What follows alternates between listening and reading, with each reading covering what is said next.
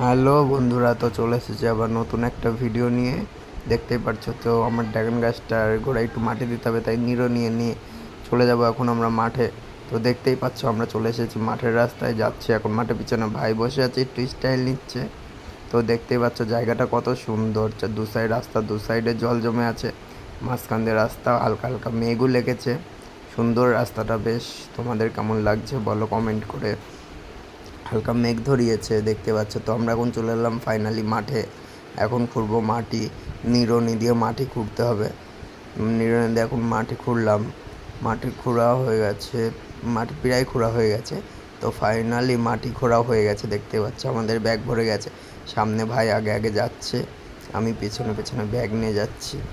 তো গায়ে মনে ছিল না যে তোমাদের সঙ্গে ভিডিওটা দিতে, আমার হট করে খেয়াল হলো, আমি তোমাদের দেখাতে পারিনি মাটিতে ড্রাগন গাছের গোড়ায় দেওয়া। তো দেখতেই পারছো ড্রাগন গাছের গোড়ায় মাটি, গোবর সার দিয়ে দিয়েছি। ড্রাগন গাছটা বেশি বড় হয়নি, হালকা বড় হয়েছে, এবার মনে হয় ফল নাও ধরতে পারে। তো তোমরা একটু ভগবানের কাছে প্রার্থনা করো যাতে পরের বছরটা